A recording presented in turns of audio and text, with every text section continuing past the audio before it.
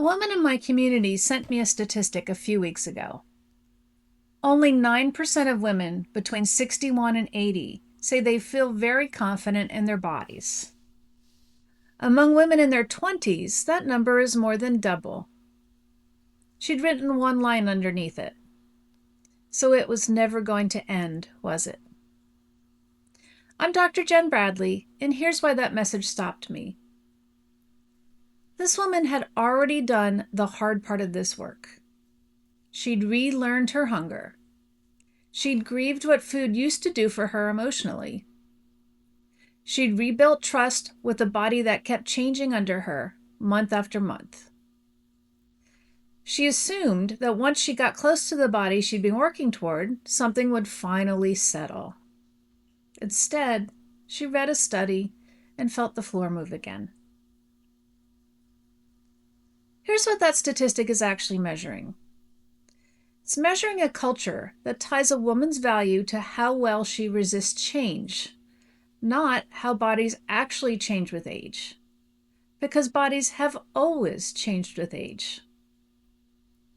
A woman in her 60s can do everything a wellness account tells her to do and still watch her confidence drop, while a woman in her 20s stays comparatively confident because youth was built into this standard from the beginning.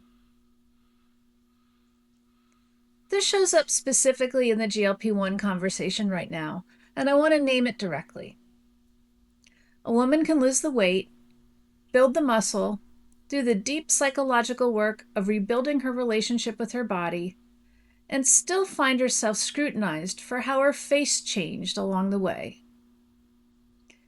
Facial volume loss after rapid weight loss has become its own headline this year, with people combing through photos of women who've lost weight looking for evidence that they've aged. That evidence has nothing to do with health.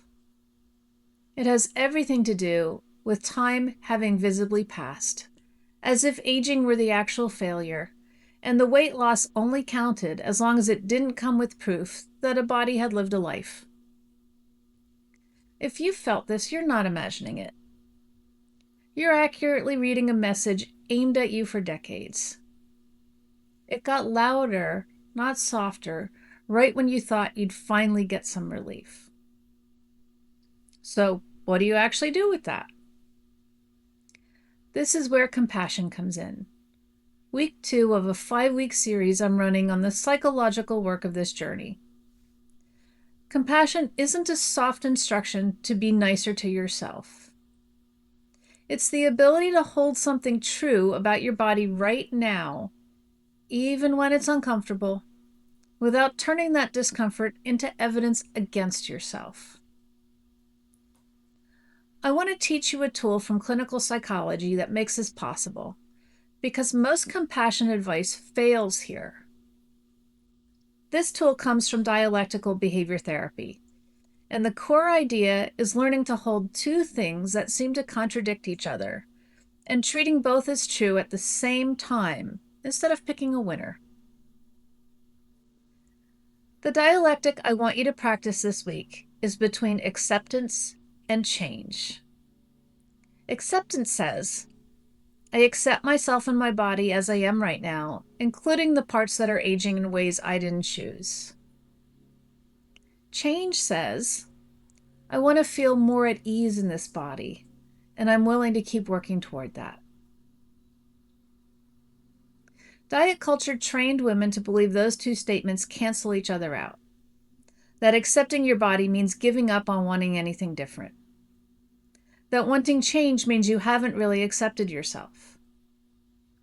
That belief is exactly the mechanism behind why shame gets used as a motivator across the wellness industry.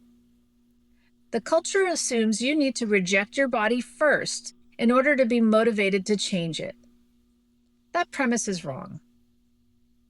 Acceptance reduces shame, and shame keeps you stuck defending yourself instead of moving forward. Change gives you direction, and without it, acceptance can slide into a flattened kind of resignation that isn't actually peace. You need both at the same time, not in sequence. This week, when you catch yourself comparing your aging face or body to an earlier version of yourself, say both statements out loud. I accept myself and my body as I am right now. I want to feel more at ease in this body as it continues to change. Next week, we move into connection, and it builds directly on this, because you can't let people close to who you actually are until you stop treating parts of yourself as something to hide. If this is landing, my Substack goes much deeper into this framework, and my newsletter gives you a next step every week.